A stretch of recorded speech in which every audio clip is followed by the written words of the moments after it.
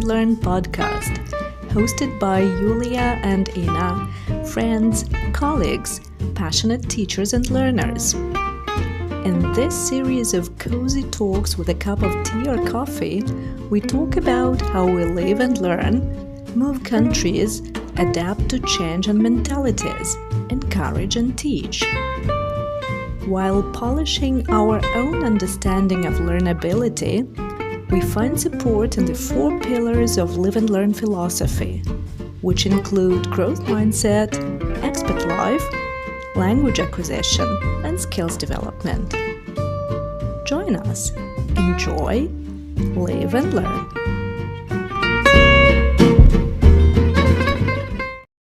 Good news, everybody's out, everybody's striving to go outside and enjoy the sun, enjoy the summer, enjoy the life outside, and enjoy their social connections, enjoy the people they haven't seen for quite a while, they haven't met, the places they haven't visited, and all I can see outside is joy and freedom and being released and relieved. What's on your side? Same here, actually, as we're not far from each other. Please get back to the previous episode and greet me back to Germany. And yeah, it's great, wonderful news that we can be back to our favorite cafes, restaurants, pizza houses, property owners who are happy to greet people back. It seems like being back to normal that we've been longing for so much time. And we are there. So happy to be back to normal. Okay, let's paraphrase it. We are here. We are here. And neither back nor to normal. We are here in a completely new environment, in a completely new set of rules, regulations, and restrictions. Nevertheless, the situation has eased quite significantly. However, we're still being cautious, being mindful, being attentive one to another in order to make this transition safe and secure, in order to learn living in anew. And still, we have learned how to wash our hands frequently and well. And being back to those things, I insist on saying being back because not going to cafes or restaurants for so long feels like coming back to the beloved places. And it's so nice and brings me joy, and still keeping that habit of washing the hands, of still keeping the hygiene on a good level in order not to spoil the fun. Yeah, so there are so many theories around the situation. Those people who do not believe in scientific reasoning and scientific advance keep on, that's Neil deGrasse Tyson's favorite quote. The beautiful thing about science that it is still true even though you do not believe in it. Is that there are so many theories about, that was a scrupulous plan. I actually committed to say the truth about what I think about it, and I said this already to my husband. I said, well, the only thing that I might believe about this plot, global plot of the evil things, is just to teach people hygiene and to teach people wash hands and sanitize after they go to the transport or to the supermarket, so that they stop, getting infected and having colds every 4 weeks or something. So if that was the plot, I hope we are going to learn from it, because I don't know, 60% of German people agreed that when this whole pandemic ends, they will be willing to continue wearing masks to the supermarkets and transport. That might be a trial balloon. We all know how media works, and but still, that is a sign of, a major shift in culture, I think. And as we mentioned, washing hands and keeping our hygiene when it comes to just protecting ourselves from viruses and bacteria, then hygiene could apply to many more aspects, I believe, that we could be interested to discuss. Do you remember we actually had an episode about digital dieting and digital hygiene, and we spent 40 minutes talking about how being careful with the intake of the digital information can help our mental being. So this is the same thing, like being careful and not being exposed and being protected can help here. As well, not only being careful about the exposure to digital content, as well being exposed to any kind of content, listening to the right kind of language that you hear around.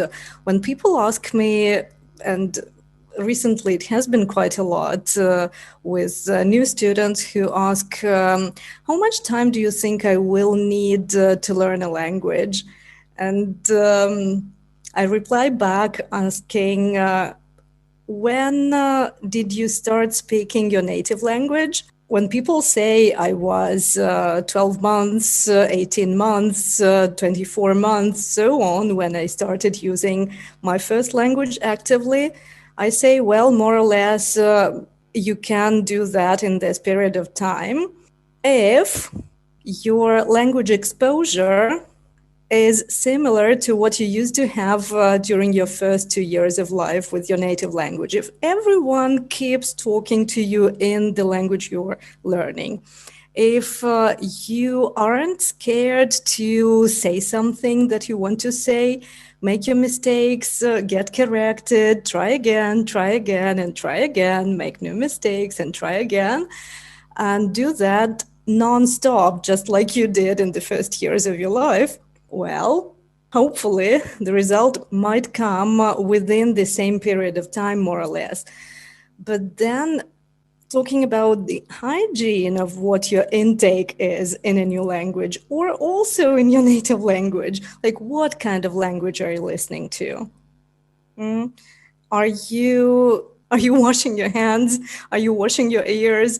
Do you have the intake that you really want to be the language that you learn from, the language that you can use as a good example of of how you want to be talking later?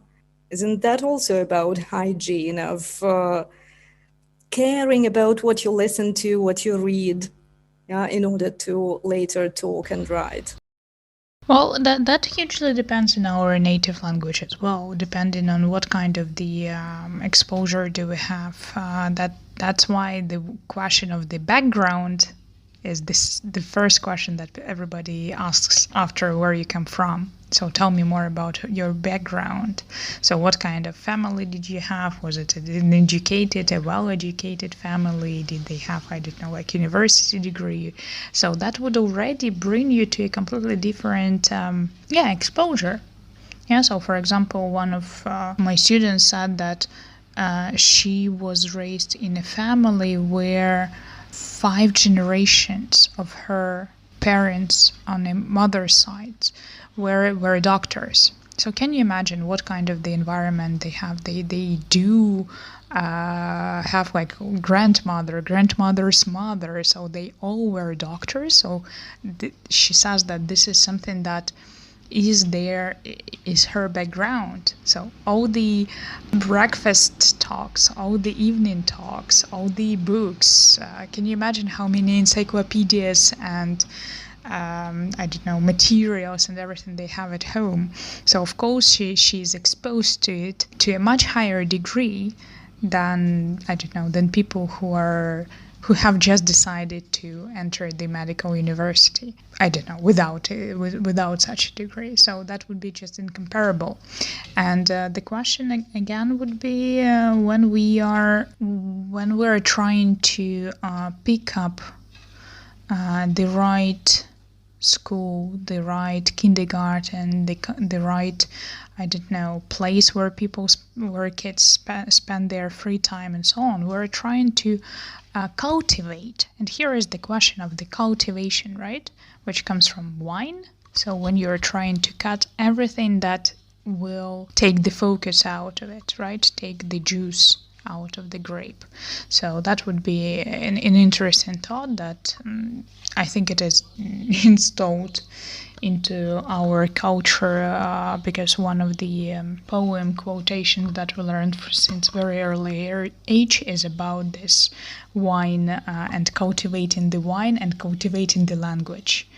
Yeah, so in the same theme. So yeah, this is a poetic line which is in Ukrainian, but in my own mindset it has a huge imprint. Culture in general as being cultivated and so being brought up, being educated and so on includes lots of the aspects.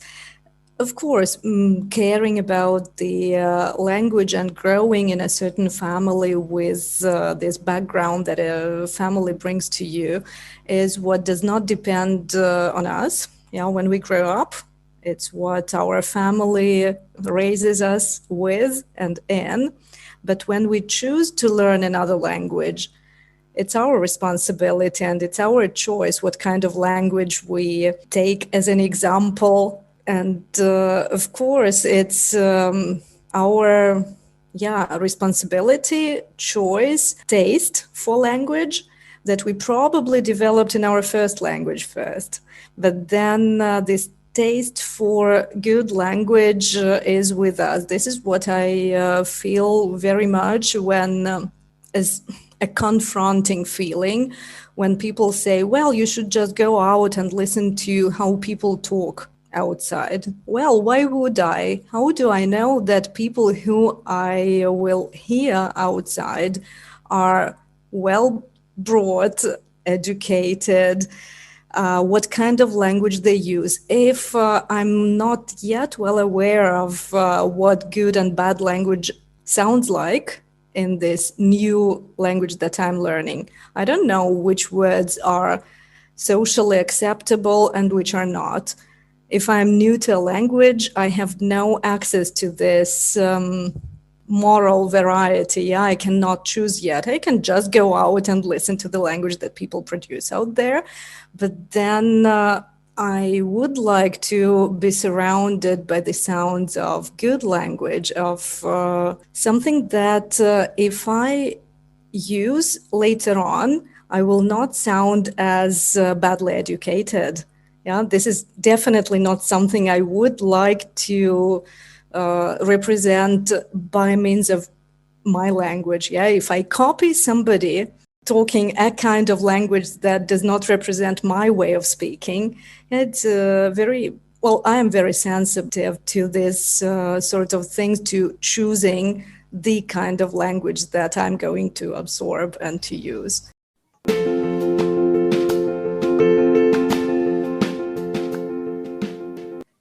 That's interesting. So that means that the register that you're trying to choose and surround yourself with would be stable and pre-chosen, right?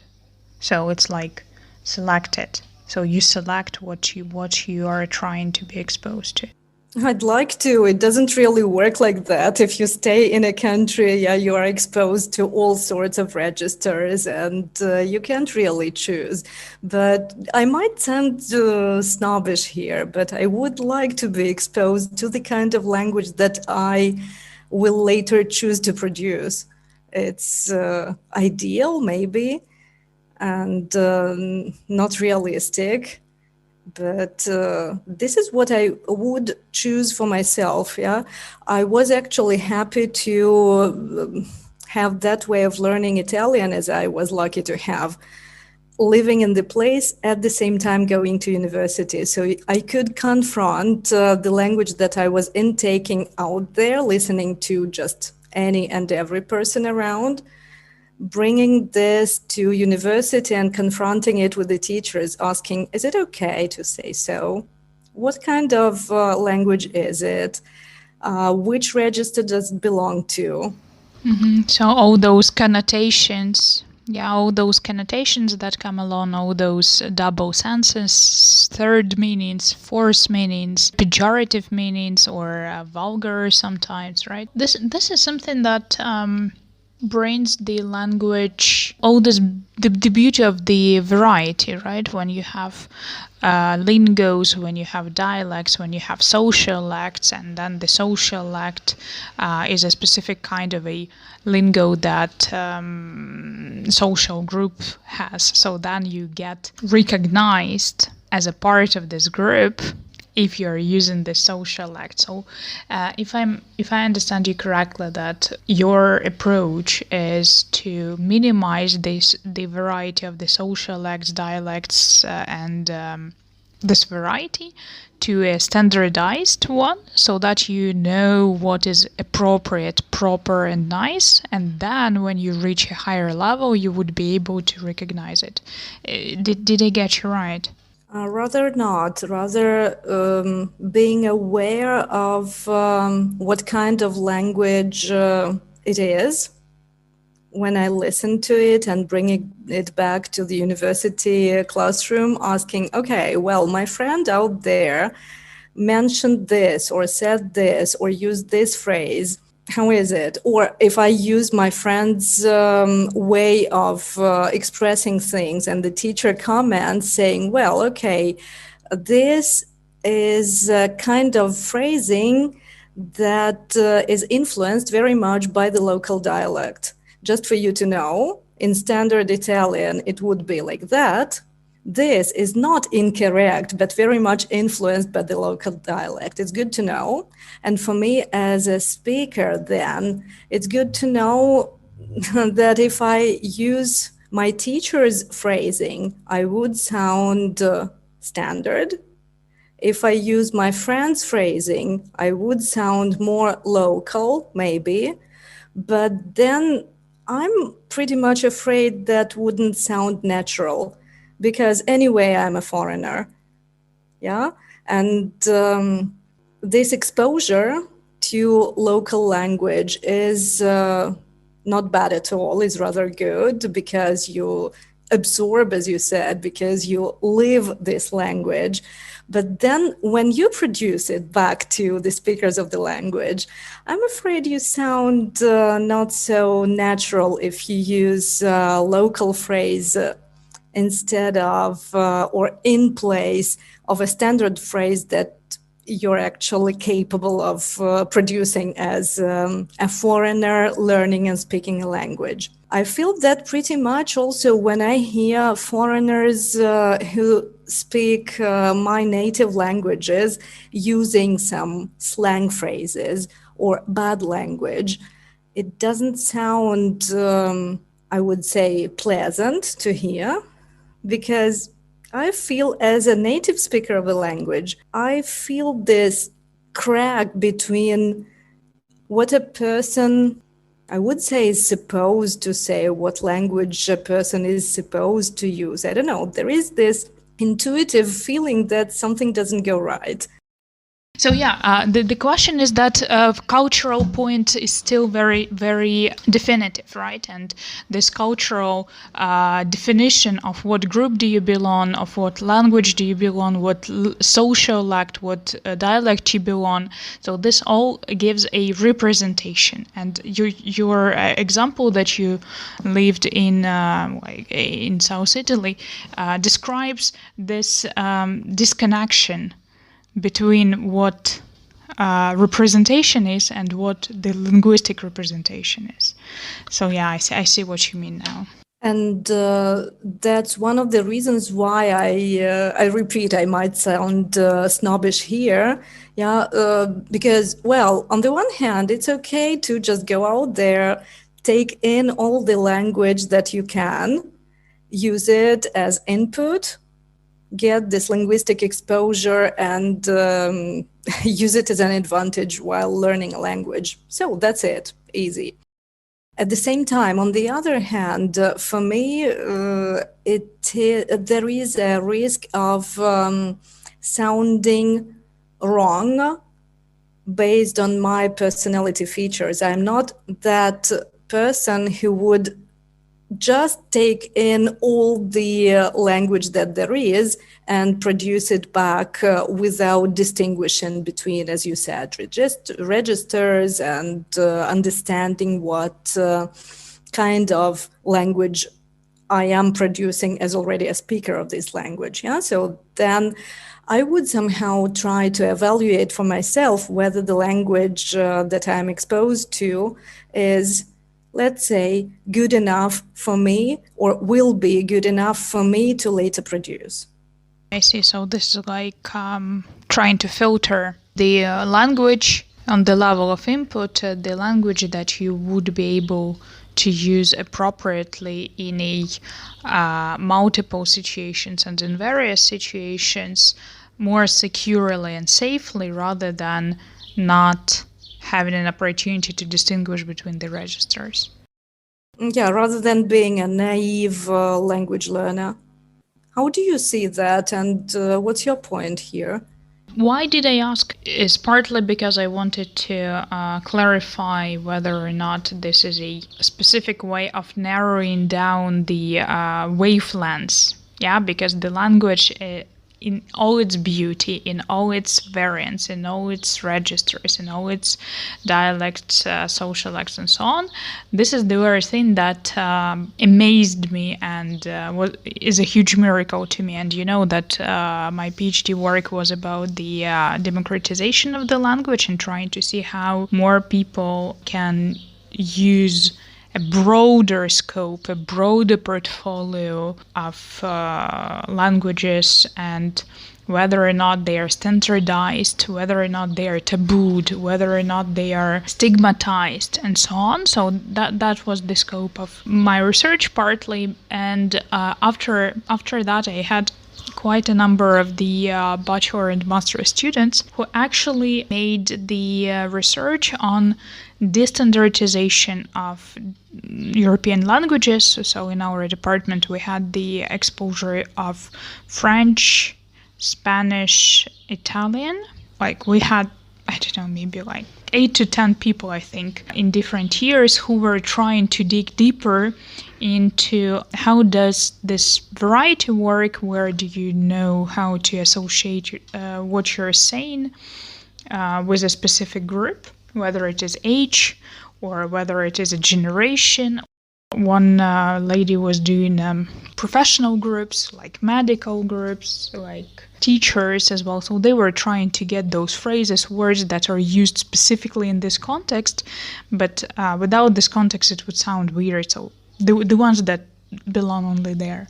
That is quite a big part of my previous life, in the sense that I'm not supervising right now the bachelor students and master students research, and I miss that time, quite frankly. But the thing is, when you're learning language out of the country of its origin, we normally crave for any opportunity to get to the language. Well, at least in the era before internet. I'm sorry to sound like a dinosaur, but I was learning language before internet appeared into my life.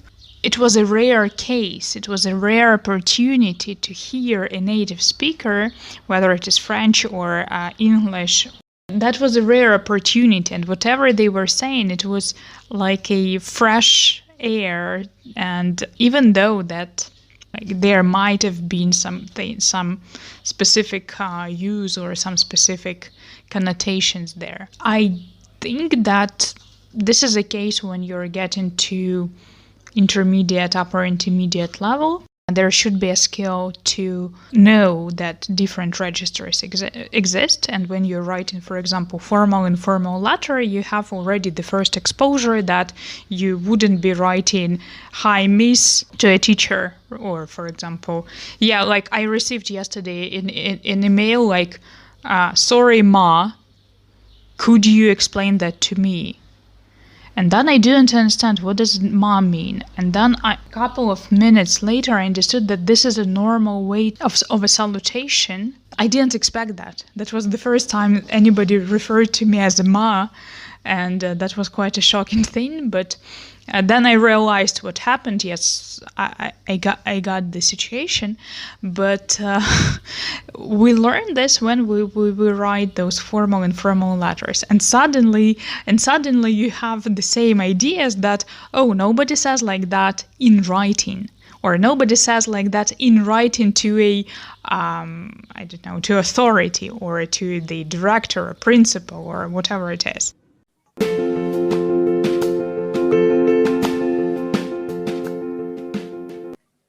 Not everybody learns to do that. Another anecdote would be I got a letter as well. I got an email that was supposed to be an official email from one of the German offices that addressed me as Sehr geehrter Herr Koblenz. That would stand for Dear Mr. Koblenz. Even if it was a reply to my email with two attached files, one of which was my PCR test, and the other official form of registering to a portal where in capital letters there was my name and in capital letters female. That's another question of how much of that is read anyway. Oh yeah, but then again, if you are writing, and this is what we learn to be writing correctly at very early levels of learning a language. When you write an official letter and you know who you are writing to, you write Dear Mr. whatever, or Dear Ms. whatever. If you don't know, you write Dear Sir, Madam with a slash if you're not sure. So I was expecting that. I was never expecting to be addressed as Mr. by default.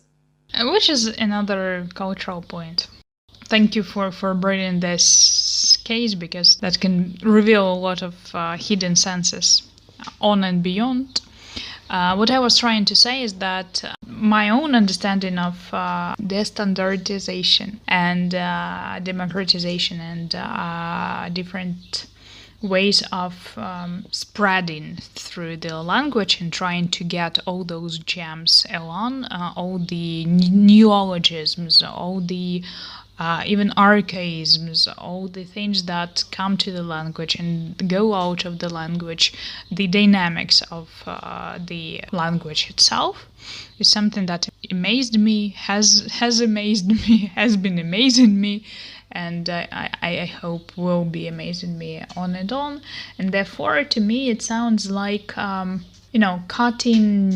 cutting yourself out of the beauty and variety and diversity and cutting yourself out of this exposure, which might be the approach to the certain level of the skill. So most probably this exposure should be brought somewhere one person gets a strong intermediate, upper intermediate maybe, so that it's not only the ability to recognize the situation, to recognize that this is inappropriate or this might be a mistake, or recognize where it is okay. I don't know, writing SMS without capitals is already okay and has always been okay, but depending who to, right? Or chats or chat speak or and so on. This is such a vibrant and rich and first-hand experience to me that, as to a researcher, it is absolutely barbaric to me, to cut yourself out, from a linguistic point, not from a point of a learner. So I understand that I was really absorbed by this topic when I already had advanced level of English, by Cambridge says. And then years after years, so I was trying to get deeper into the language, and therefore I had the opportunity to be exposed to all this beauty of its diversity. So I have here a couple of double feelings, what to suggest to learners and to the maybe starters or beginners. Well, most probably they will be exposed to this language if they are in the country anyway, but being aware that some of these situations might be inappropriate, and to where and when and why, so it will take them years to actually be able to do that. Which is why a very good tip here would be just live and learn. Live and learn.